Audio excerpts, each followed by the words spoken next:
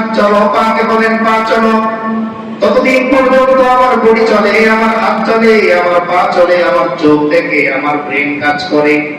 কিন্তু যেদিন আল্লাহ বলেন স্টপ, থামো, ওই দিন থেকে আমার হাত থাকে কিন্তু হাত চলে না। ওই দিন থেকে আমার বডির মধ্যে দেহের অংশ পা থাকে কিন্তু পা আর চলে না। আমার দেহের মধ্যে আমার চোখ থাকে, পাওয়ার থাকে, কিন্তু ওই চোখ আর দেখতে পায় না। আমার দেমাগ থাকে কিন্তু ওই দেমাগ কোনো কাজে আসে না। তার মানে এই রূহ হচ্ছে আল্লাহর একটা আদেশ। যতদিন পর্যন্ত আল্লাহ এটাকে স্থায়ী রাখেন ততদিন পর্যন্ত আমার বডির স্থায়িত্ব।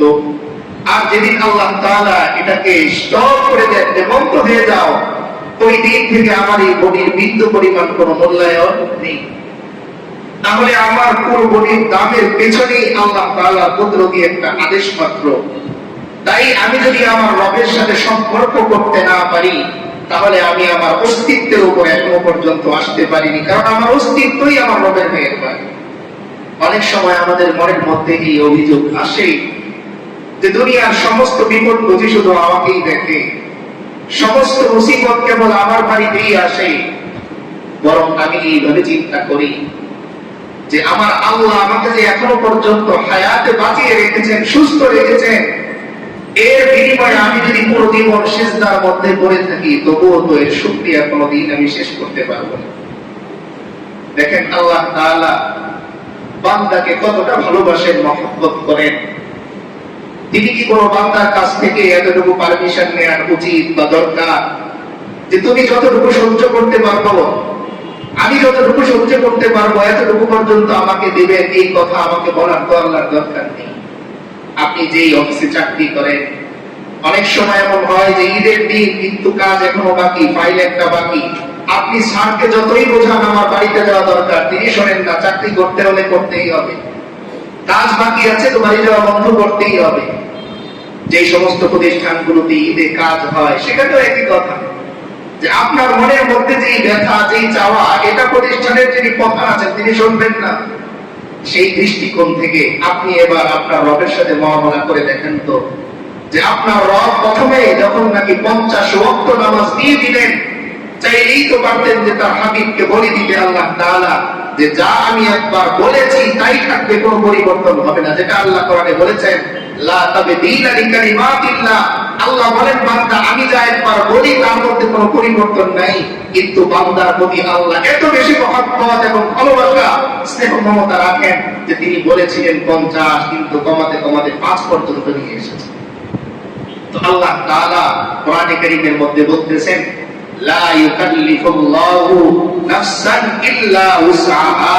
আল্লাহ বলতেছেন, ও বান্দা, পৃথিবীর মানুষ তোমার সামর্থ্যের দিকে তাকায় না, বরং তার স্বার্থের দিকে তাকায়। তার স্বার্থ হাসিলের জন্য তোমার সামর্থ্য যদি অতিক্রম করতে হয়, তবুও সে তোমার উপর চাপিয়ে দেয়। কিন্তু বান্দা শোনো, আমি রব এমন এক রব যে আমি তোমার সামর্থ্যের বাইরে কোনো জিনিস আমি তোমাকে চাপিয়ে দিই, বরং তোমার সামর্থ্য যতটুকু এতটুকু পর্যন্তই আমি তোমাকে দিই।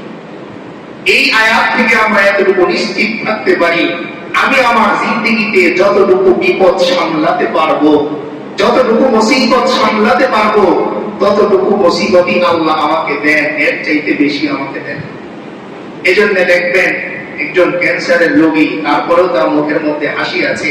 আমি দেখলে আমার নিজের মধ্যে খারাপ লাগে, এই লোক ক্যান্সার নিয়ে হাসে কিভাবে?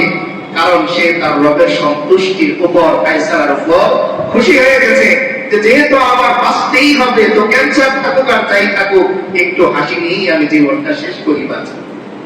কারণ আমার রব আমার সামর্থ্যের বাইরে, আমার ক্ষমতার বাইরে আমার উপর কোনো জিনিস চাপিয়ে দেন না। তো এই রবের সাথে যদি আমি সম্পর্ক করতে না পারি, তার কাছে যদি আমি আমার চাকরিটা কনফার্ম করতে না পারি, তাহলে আমার জন্য অতি আফসোস হবে। কারণ দুনিয়ার সমস্ত মালিকেরা তাদের চাকরকে ভুলে যায়, তাদের শ্রমিকদের ভুলে যায়। কাজ শেষ হয়ে যাওয়ার পর একমাত্র আল্লাহ তাআলা, যিনি বলেন বান্দা তুমি কাজ শুরু করার আগেও আমি তোমার ছিলাম, কাজ যখন তুমি করবে তখনও আমি ছিলাম, আবার কাজ থেকে যেদিন তুমি অবসর হবে তখনও আমি তোমারই না। দেখেন, আপনি বড় বড় একটা চাকরি করতেন, সেখান থেকে চলে এসেছেন, এবার পেনশনের টাকার জন্য বছরের পর বছর আপনার করা লাগে।